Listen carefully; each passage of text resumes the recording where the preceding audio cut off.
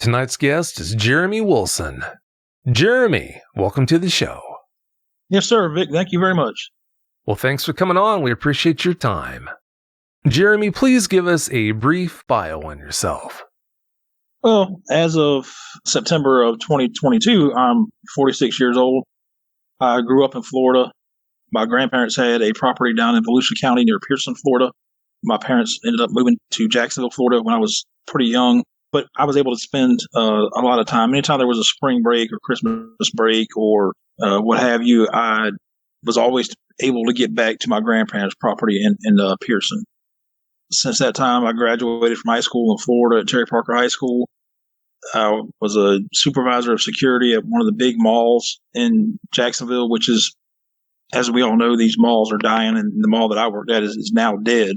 But in 1999, I became a police officer. I got hired by an agency in Georgia near the coast. They paid me while I was going to the academy. They paid for the academy.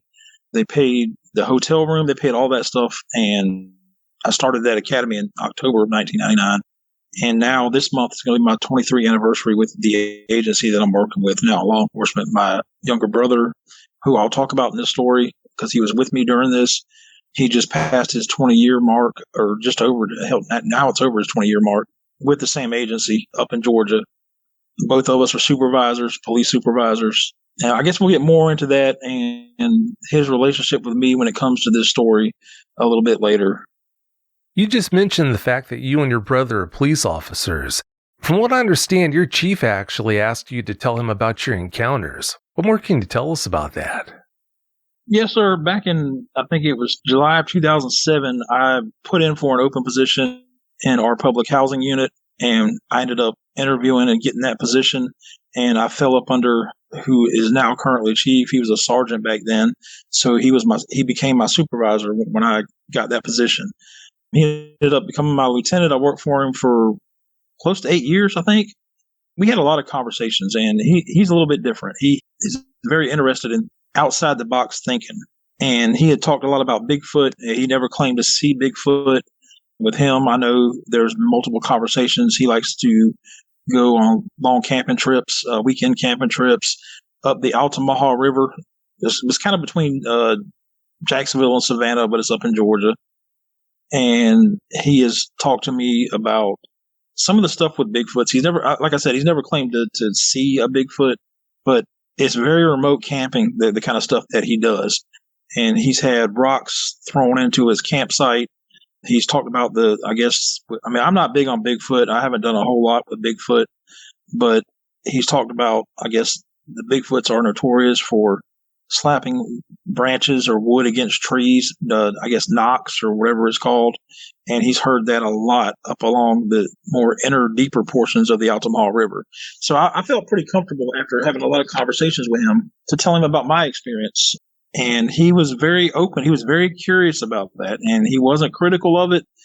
And down the road, he ended up becoming the chief at the department several times. He's actually called me in to have me tell the story in front of somebody else. And he wasn't critical or belittling or trying to dismiss it either way. The story I'm going to tell tonight, he found this story a very fascinating story. And since that time, it's a lake house on Lake George, which is close to this town that we're going to talk about. So now he's somewhat familiar with the area that I'm talking about, the area that I came from as a child. Wow, your chief is a squatcher. Who would have thought it? Yeah, it sounds like it. He's very open-minded. That's great. Yeah, that's a good thing. You told me he asked your brother also to tell him about the encounter you two had together. How'd that go? When he was my sergeant years ago, I told him this story. He was fascinated by it. And telling the story, my little brother is a big part of it. My little brother's almost 2 years younger than me. And he was there during this incident. And obviously the chief was fascinated by it. And at some point, the chief asked my brother about it. And my brother just does not want to talk about it. So much so that even this morning, and I'm 46 now, so he's 45 in a couple of months, I told him that I had spoken to you in reference to this story. And he's like, I don't know what you're talking about. And he started laughing and walked away. So he walked back by me. And I said, you know exactly what I'm talking about. And he just laughed and kept going. But he does not, to this day, he will not talk about this story, not to anybody, not to my parents. Even when the chief sits down and is not going to be critical of him, just wants to hear his side of it, my little brother still won't talk about it. Well, if he ever comes around and opens up about it, then yeah, please make sure he knows I'm always there for him to talk with. So I'll be there.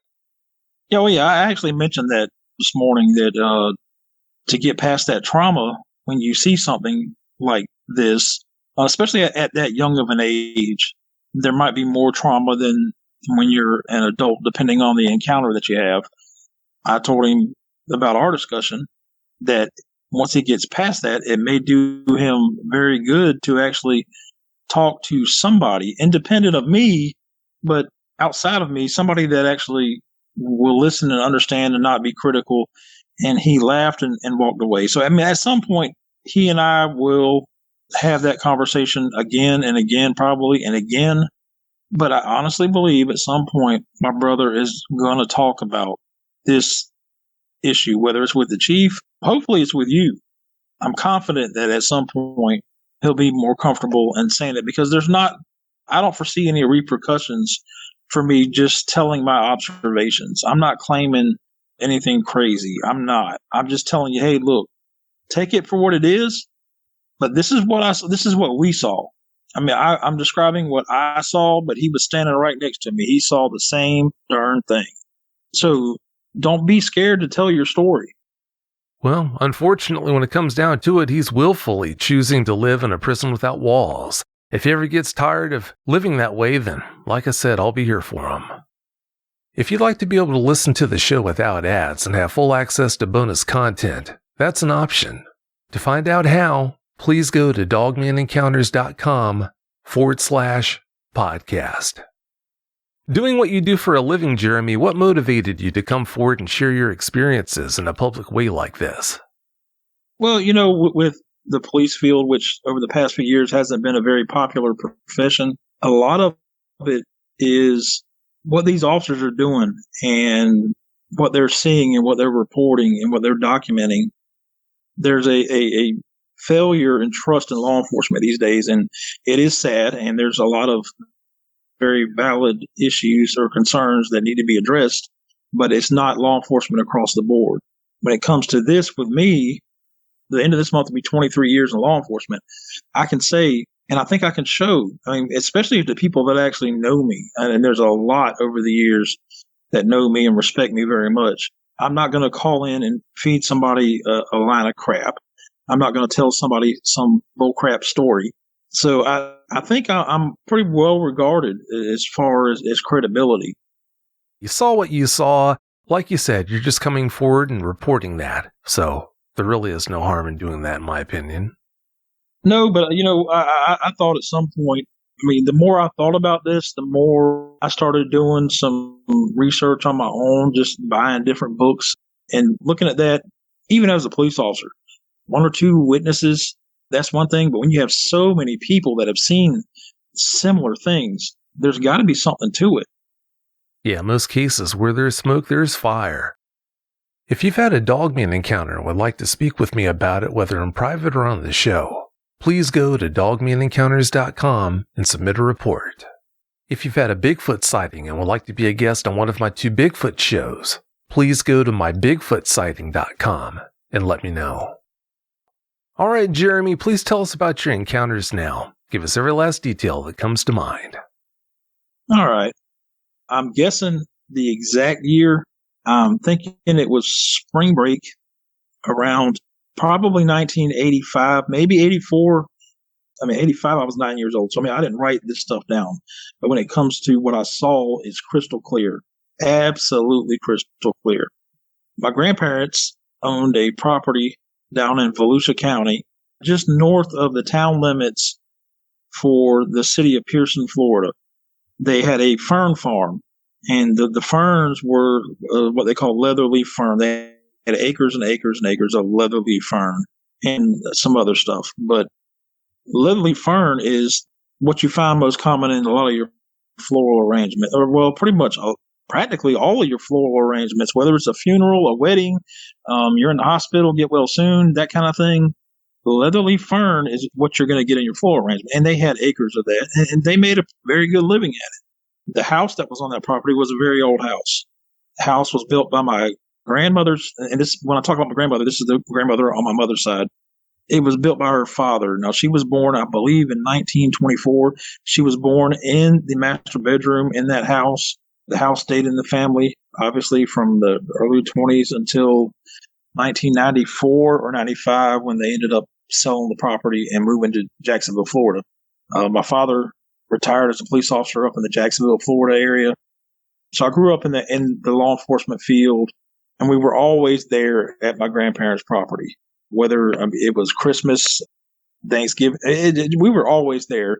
And I spent a lot more time there than a lot of the other family members. I was really close to my grandmother. I learned a lot about that fern business. They ended up selling it in 94, 95 because they were at a certain age where they weren't able to keep up with that. And there wasn't anybody in the family that could step in and take over that, quote, family business. The house was pretty much a wooden house.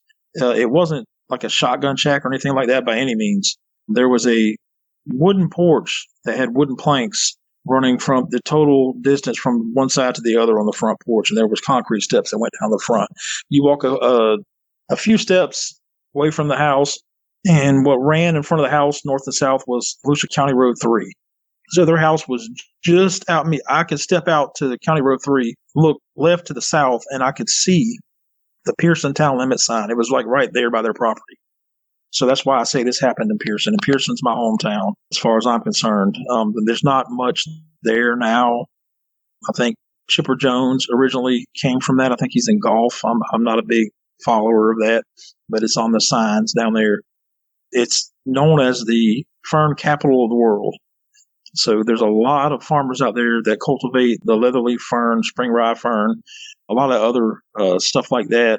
But the primary thing for that area is the leatherleaf fern. And that leatherleaf fern on the property, when you're growing it or you're cutting it or you're working through it and pulling weeds, typically the height of that fern while it's growing is anywhere from a foot to 2 feet. So it's kind of high up off the ground. And one thing with that fern is it needs a very shady area.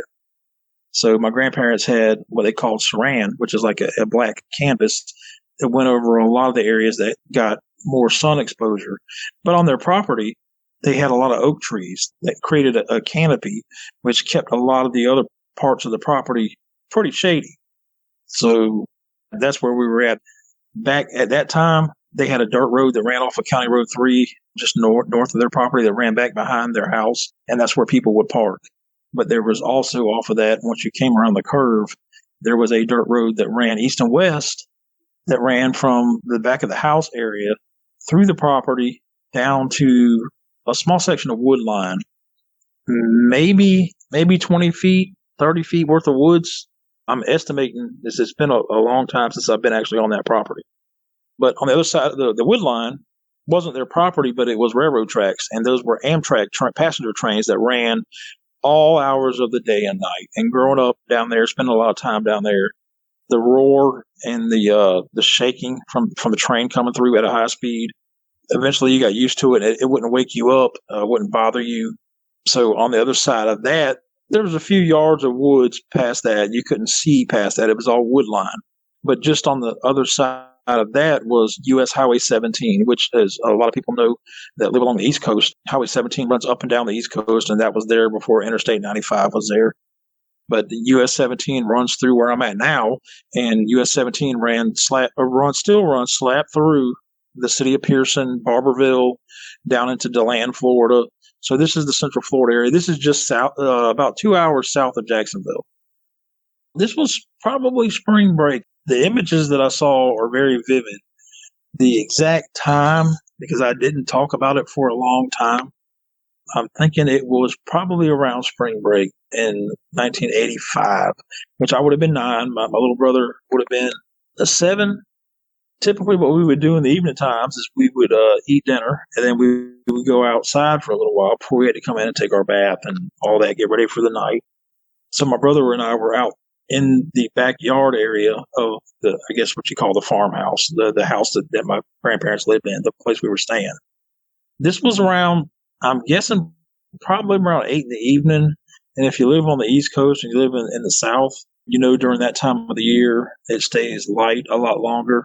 So it was just starting to get dark around 8:30 maybe. We were standing at the point where the dirt road that runs from the county road in front of the house runs behind the house, and basically the crossroad of where the dirt road that ran from that road back east towards the railroad tracks that ran down the center of the property that they had there. We were standing right there on that. We heard a lot of barking dogs, and they were wailing. And I mean, it was clear even at that age, and I wasn't taking on hunts. I didn't know a whole lot about hunting then. It sounded like some dogs were on the trail of something. So my brother and I were standing there just watching with our backs to the west. We're facing towards the east. The dogs had kept getting louder because initially they were way off in the distance, but we knew if we heard them, they were somewhat close to the property, but they kept getting closer and closer and closer. It was a few moments later, there was a dark shape that was running through the fernery. Now you have this fernery.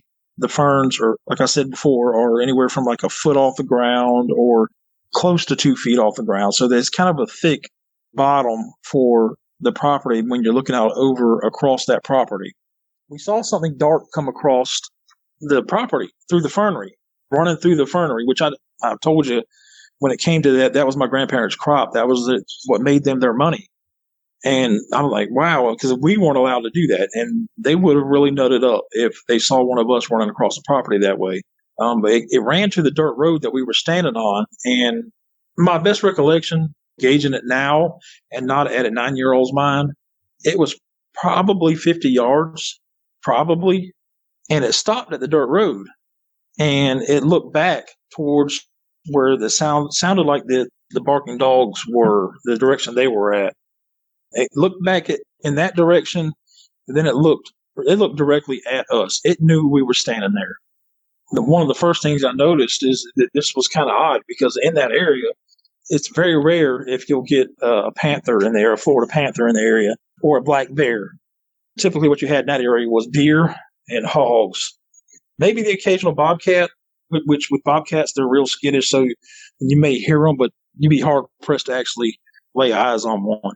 I mean, this thing was nowhere near what a bobcat is by a long shot. So I'm not saying that was something to be considered, or a hog, or even a bear. What I noticed when it came to the road, it had been running on its back legs, the dark shape. But when it got to the road, I could see it more clearly. I had a straight visual on it from where I was at to where it was standing, where it stopped and it kept looking back. With the different profile views that I had, what I saw is it had large, pointy ears. They stood up off their heads. The best way that I can describe it is around that time, I was still too young. I wasn't allowed to watch like the movie The Howling. There's a scene in that movie where the reporter is in the doctor's office and she's going through the file cabinet, and then I'm going to say werewolf grabs the file, then slaps her.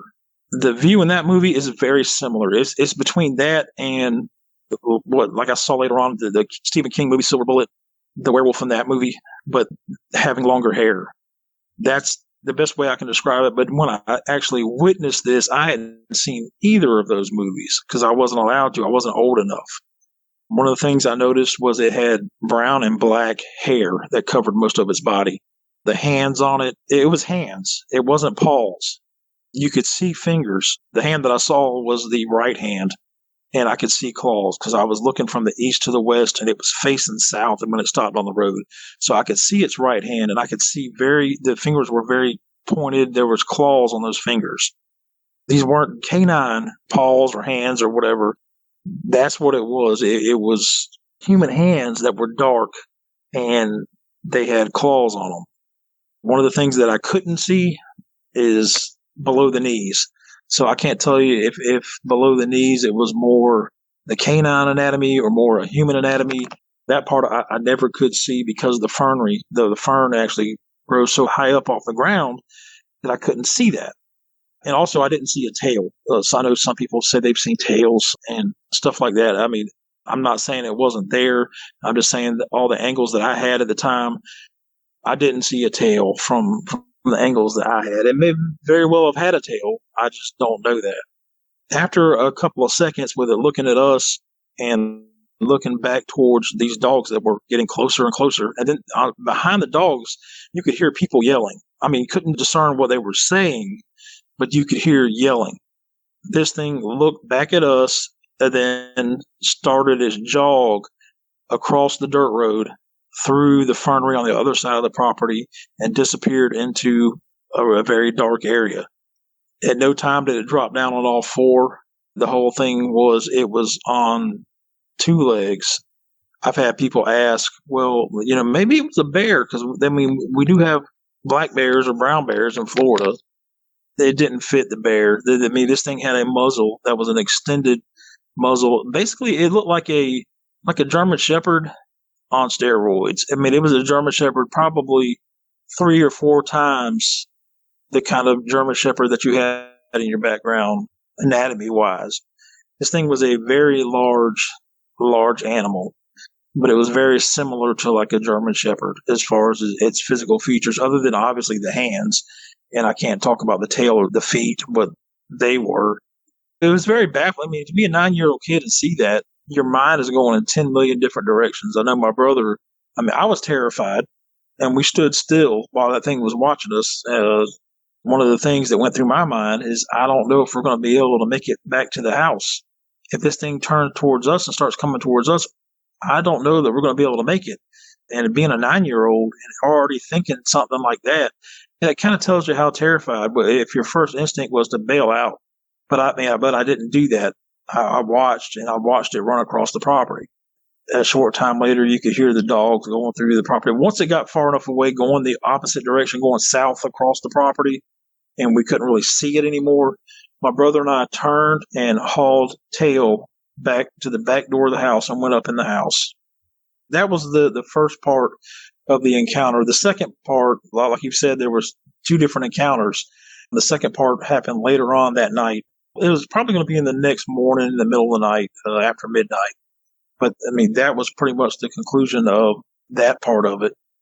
For these years, I've kind of racked my mind trying to figure out what that was.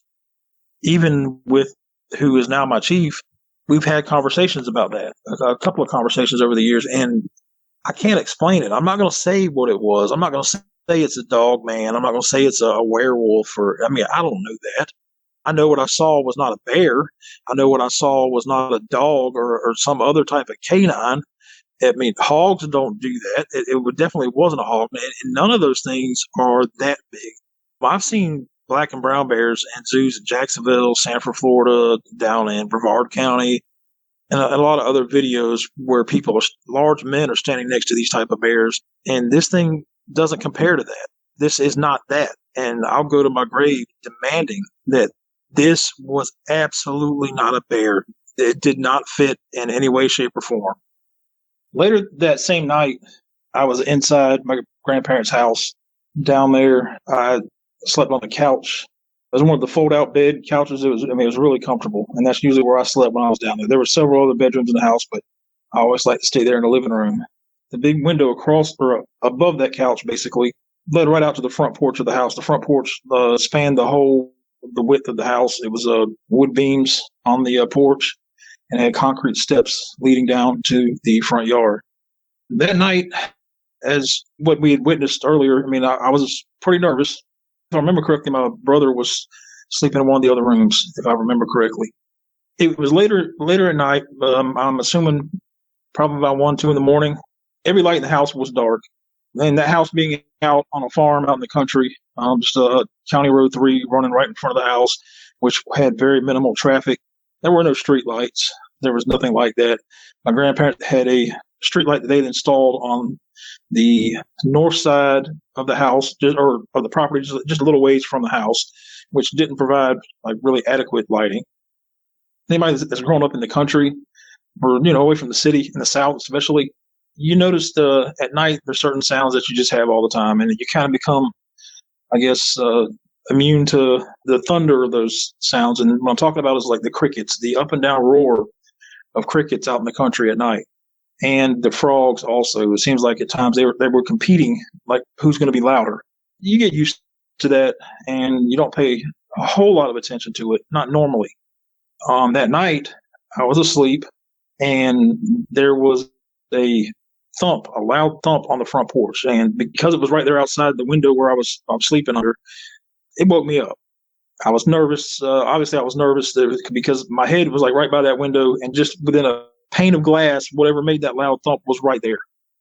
Within seconds, I could hear another thump, another thump, another thump, and it was footsteps. I mean, obviously footsteps.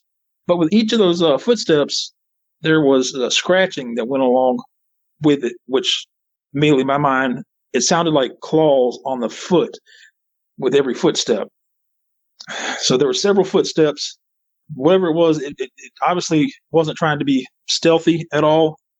When I initially heard that footstep and then I heard the second step, what I did notice is all the sounds outside the house, the crickets, the frogs were gone. It was dead silent. After a few of those footsteps, you could definitely determine that there was claw scratching along with the steps. The footsteps stopped. And within a short time after that, while I had the sheet pulled up over my head, the blanket pulled up over my head, I was a little terrified at that point. This was way too close to the encounter earlier in the evening. Once that stopped, after just a short time, the crickets and the frogs started back up again at full volume. That was the second half of, I guess, the part two to the original encounter earlier in the evening. When you had your first encounter, after it stopped on the dirt road and was looking at you, did it ever give any indications that it might have moved closer to you if the dogs and men wouldn't have been coming? I wasn't so sure about that. I was 9 years old at the time, roughly. My eyes were like probably as wide as they've ever been. And what I was looking at, it just didn't make sense. It just didn't register. I'm not so sure. I'm really not. Yeah, it does make you wonder. Like I told you the first time we spoke, dogmen don't fear dogs, so if he was concerned, it had to be because of the men behind the dogs. I don't think the dogs had it in a hurry at all, but it's hard to say. You can't think for a dog man. Yeah, well, and thinking back on it, with an adult mind, all these years later, the only thing that I could deduce was if it wasn't worried about the dogs, like from what I've seen here recently on different information that I've gathered, it had to be because of the people. And I don't know how many people it was, but the people that were wailing and yelping behind the dogs, looking back at it, yeah, that was probably more of the concern than the dogs themselves. Oh yeah, I'm sure that was the case. How tall would you say it was as it was standing there bipedally on its back legs? Well, when the 9-year-old mind, it was probably about 15, 20 feet tall in the 9-year-old mind. But, all these years later, at that distance, at approximately 50 yards, knowing what I know now and with life experience, I would say it was between 7 and 8 feet. That's a pretty commonly reported height. It was after 8 p.m., so it was already dark. Did you ever see any eye shine coming from it? The eye shine is one thing that here recently, since I've started looking more into this, and that was how I found you. The eye shine, unfortunately, I didn't get that eye shine. Maybe there wasn't anything for reflection in that area. There was no artificial light sources. It wouldn't have been anything from the sun. When you think about what like cat's eyes or dog's eyes do, I didn't get that at that time. But I can only assume that there was no artificial or natural light sources that would have created that at that time. It sounds like it was pretty dark there where it was standing, so I don't think any outside sources of light would have been bouncing off of its eyes. Yeah, oh yeah, absolutely. Do you think the men who were following the dogs that night knew what it was they were trailing somehow? For all these years, I've wondered that, and I have no idea. It would be shocking, obviously, if their dogs supposedly treed something like that, and they get to the tree and they see that it's not whatever they treed, whether they were coon hunting or whatever. They would have been in for a surprise if that's not what they were out there looking for. Yeah, I'd say they'd get a surprise. Did you ever try to find out who owned those dogs that you heard that night so you could try to find out what they did or didn't know about what their dogs were trailing? No, sir. Like I said, I was 9 years old at the time, and my little brother was 7 Early the next day, my parents got in from Jacksonville to pick us up and take us back to Jacksonville. It was a while after that before we actually went back down to the property. Looking back in hindsight, there's quite a few things that I wish I would have done differently or been able to do and had the mindset to go look. Like finding out who was running the dogs and see what they would tell me. Also, once the sun came up the next day and I felt a lot more comfortable, going down and looking in that area to see what kind of tracks may or may not be there. I kind of kicked myself in the behind, but the 9-year-old's mind doesn't think about things like that. That's true. Yeah, they normally don't. How sure are you that it was that dogman you heard outside later that night? I'm pretty confident. I've been on that property. Well, my grandparents sold it in 94, 95. They got too old to handle that farm business, the fern farm. I spent a lot of time there before this and after this, and there was never anything like that. There wasn't like neighbors' dogs from the next property over that just rummaged around freely amongst the whole area. There wasn't anything like that, and I never heard anything like that. Not on the property, not on the front porch. Even if it was somebody's dog, the force of the thumps, whatever it was something very heavy. If you've ever lived in a house or stayed in a house on a regular basis, one of the older houses that were raised up off the ground about 1.5 feet, and they were on brick foundations around the house. There was like a crawl space under the house. The floor is actually floorboards, wooden floorboards in an old house like that. You learn, you understand that the steps on the front porch like that, the hard thumps, whatever made that much noise was definitely something really heavy. Yeah, must have been for the reasons you pointed out. If you could go back and do anything differently, Jeremy, what would you change? Well, there wasn't much in the way of cameras. I mean, there was no such thing as cell phones back then, and then obviously no cell phone cameras. I think the only thing I had access to was a Polaroid, which with a Polaroid camera that my grandmother had, you would never have gotten an adequate picture from the distance we were at the light levels that we were at. It just wouldn't have worked. Well, I'm not sure. I think the only thing that I could have done differently other than how we reacted at the time was like you brought up. Whenever I was down there again, try to find out who was running the property, see if I could make contact with them. Did they know what they were going after? I would definitely go back and look for the prints. The extent of the damage going through the fernery, the prints, because it did go across that dirt road that runs down the center of the property back towards the railroad tracks.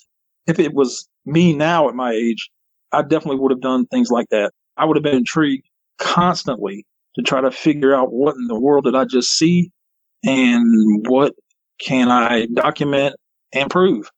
And, we didn't have that back then. Yeah, the Polaroids you mentioned back in the day that we had were convenient, but not all that effective. So, yeah, the pictures from those wouldn't have been very good anyway, like you said. Yeah, my grandmother always had that Polaroid camera. Yeah, there's no way that would have been adequate. They probably would have been just when you pull the film out, which most younger people don't even know how that works on a Polaroid camera.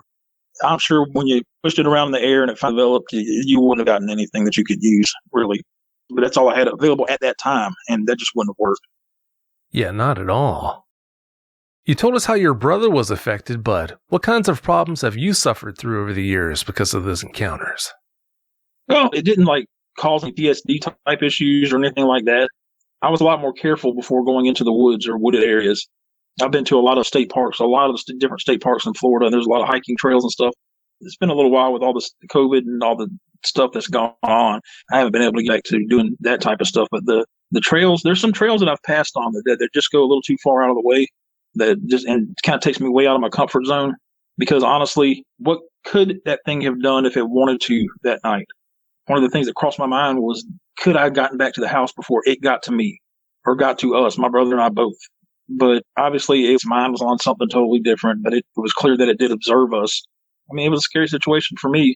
But one thing it has done for me is the more I think about it and I start telling people that story, because 15 years ago, you start talking about dogmen or werewolves or Bigfoot or whatever it is out there, they look at you like you're crazy.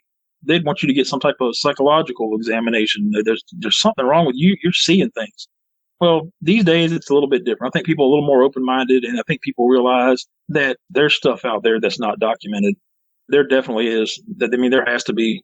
If one or two people come up with a story, similar story, that's one thing. But like with your channel, your podcast, there's so many people over a vast period of time that are giving very similar stories. And if they want to claim that it's just a legend or something, a lot of legends are built on some basis in fact. And what that is, that's the goal we're shooting for. You're right. Yeah, back then it definitely wouldn't have been well received. Do you think your encounters would have been easier for you to deal with if you would have been allowed to watch werewolf movies when you were a kid? Oh, yeah. Like I told you, at that point, I was so young that I hadn't seen The Howling, which is like one of my favorite movies now. And then years later, I guess it was years later, the Stephen King Silver Bullet movie came out with Corey Haim and Gary Busey. I don't know. I think that might have scared the holy crap out of me, even more than what I saw, because without knowing and seeing that, but seeing it, I'm like, what in the world is this? It's not, by the time things started registering, it was back jogging again. I don't know. Maybe it worked out the way that it was supposed to, that I hadn't seen that stuff yet. So my mind didn't have a clear direction to go in at that point. I wondered about that. Yeah, I could see ways where maybe it would have lessened the blow and other conditions where it would have made it more severe. Did your grandparents have animals on their farm back then too, or only ferns? Well, for a while there, they had I guess they tried some chickens, but I guess the chickens are too aggravating and they make a lot of racket in the morning before the sun comes up. And that house was an older house. So when the chickens are making racket right outside, it sounds like they're standing on the foot of your bed. So they didn't have chickens too much. I know they had a lot of dogs. Before it was the fern farm, there was a big section of it where I guess it was back in the late 60s, early 70s, they had the land cleared and they trained greyhounds. They had greyhounds for races. So you had these long dog chutes and dog houses at the end of them. But then over the years, that had grown up, and then they ended up clearing that out. Back when I was a kid, I remember them clearing that out and seeing the dog chutes for the greyhounds that they trained in those, years ago. And then they planted more of the leatherleaf fern in that area where the dog chutes used to be. Back when they did keep those animals, had you heard about any of their animals being harmed or any of the neighbors having problems with their animals being bothered? That's a good question. What I should probably do is ask my mom. That was her parents, and their property. She was around during a lot of that in her very much younger days. I'd be very curious. I guess that's something I'm going to definitely have to ask her. I can't recall anybody mentioning any suspicious circumstances with the dogs, whether they had gashes, lacerations, or were dogs that went missing, but there was no obvious signs of escape, no torn fencing or anything like that. I hadn't thought of that, but I actually intend to ask her about that. As I'm sure you know, Dogman can be hard on animals like that, so that's why I asked. There was a lot of talk about the Beast of Bray Road and the Michigan Dogman back when you had your encounters. Did all the buzz about Dogman back then help you figure out what it was that you saw? I'm not sure. I don't know exactly when the Beast of Bray Road story broke. I know it was back in the 80s, but I'm not exactly sure when, if it was before or after. But I do remember, I think it was Entertainment Tonight did a story on the Beast of Bray Road, and I had sat up and I was fascinated by that story. Yeah, it blew my mind too when it came out. From what I understand, when your dad was younger, he used to hear loud screams at times in the woods when he'd hunt. What did you think it was making those sounds? That's one of the things I did ask my dad. When I originally told him what we had seen, he kind of laughed and stuff. I've had a couple of conversations with him since then, and he did talk about that. He did talk about going out and camping when they were hunting for squirrels or whatever else they were hunting for, camping in the area around their property, the family property on my dad's side, which is in Barberville, Florida, which is just south of Pearson. Back then it was really wooded, heavily wooded in between the different fern farms and things. I guess there was more than one occasion where they were out there, and at nighttime, they would hear a loud scream. It sounded like a woman screaming at the top of her lungs. If you've ever been out in the woods and just yelled at the top of your lungs, especially at night, it carries. It's very echoey. It carries very far. And it was a family member that was out there with them at one time that pointed out that's probably the panther. The Florida Panthers, they traverse that area on a regular basis. I know what I saw wasn't a panther. Like I said, panthers are not going to jump up and would just walk on two legs. But he did comment about that during several of the conversations. He said he never actually saw it, but it was always attributed to a panther from people that had, older family members in that area, but he never actually saw what was causing it. Well, it could have been a Sasquatch doing that, but yeah, I'd bet good money it just was panthers that they heard. Oh, yeah. But having said that, it's about time for us to get out of here, Jeremy. But before we do you have any closing comments you'd like to share? Well, I'm not saying. I'm not going to tell you that, hey, this is what it is. I know for a fact. I'm not going to say this is a Dogman, a werewolf, or what I wanted to do in talking to you about this. It did something for me. It's this story I've kind of held in and only told a few people over the years. I'm just telling you my observations, and you make a determination on what you think as a listener out there. What does this sound like? What does it fit into? I'm just throwing my observations out there and not making any claims as to exactly what that was. And that's the biggest thing is I'm not going to kick one person's theory aside or the other aside, because honestly, I mean, it could go so many different ways. It's unreal. But I lean towards, after the bit of research I've done on the Dogman, that seems to fit. I just wish it was a longer duration, or I would have had more incidents to where I could get more information. Well, like I told you, it doesn't matter how long your encounter was. All we care about is the fact that it's true, which I definitely do believe you. So that's all that matters to me. But having said that, thanks again so much for your time. Have a great night.